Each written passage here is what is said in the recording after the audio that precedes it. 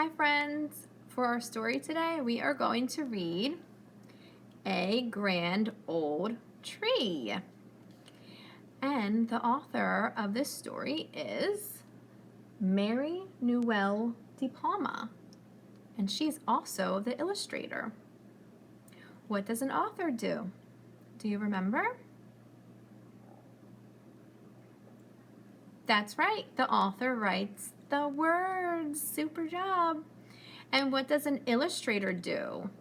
The illustrator draws the pictures. Super job remembering, friends. So she did both. She drew the pictures and wrote the story. She's the author and the illustrator. Great job. Let's review the parts of a book. This is the front of the book. Good. And this is the back of the book. Super job. And then what holds the book together? What is this? This is the spine. It holds the pages together. Good job, everybody. So I wonder what this story is going to be about. Its title is A Grand Old Tree. What do you think it's going to be about? Share with someone in your family. Great job predicting, friends. Let's open the pages and see what happens in this story. Here we go. Once there was a grand old tree.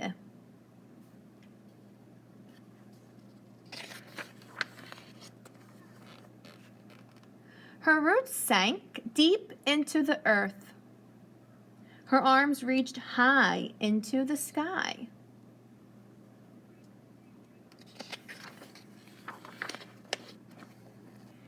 She was home to many creatures. Birds nested among her branches. Squirrels scurried through her leaves. Caterpillars and ladybugs crawled about.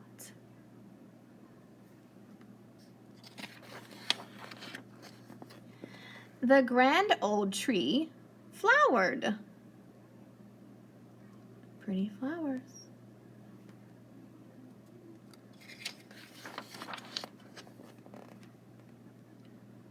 Bore fruit. That means it grew fruit too. And sowed seeds. She had many children. So when the wind blew, the seeds fell to the ground and then went under the dirt and were planted to make new trees. They changed the landscape for miles around, perhaps even farther than the old tree knew. So I guess the seeds spread out very far across the land.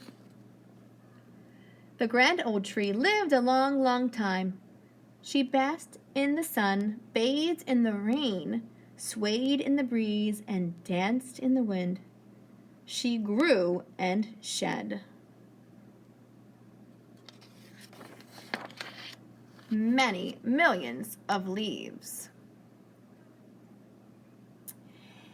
If this tree's leaves fall off and change colors and fall off, and then the tree becomes bare, what kind of tree is it?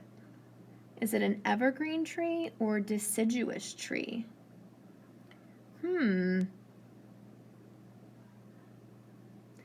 Great job, friends. If you said deciduous tree, you're right. Remember we learned about the differences? The evergreen trees, the leaves stay green all year long, and the deciduous tree, the leaves change colors and fall off. At last, the grand old tree was very, very old. Her branches no longer swayed and danced, but cracked and snapped in the wind. Finally, She fell, and snow gently covered her. Oh no. Now where are the squirrels and the birds and the creatures going to live? The old tree died. She no longer flowered, bore fruit, or sowed seeds. But she was still home to many creatures. Raccoons nestled in her trunk. Centipedes crawled along her branches, and lichen grew on her bark. That's great that they're still able to use her trunk as a home, even though she's not standing up. The grand old tree slowly crumbled. She became part of the earth. Today, the roots of her grandchildren sink deep into this earth, their arms reaching high into the sky.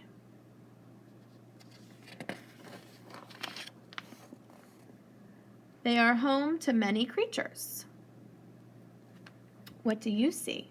I see an owl. And what's this? A squirrel. And what's this? Look, baby birds, and the mommy's feeding them. What else do you see in this picture? Great job. Just like the grand old tree. The end. Great job reading that story, friends. I will see you next time.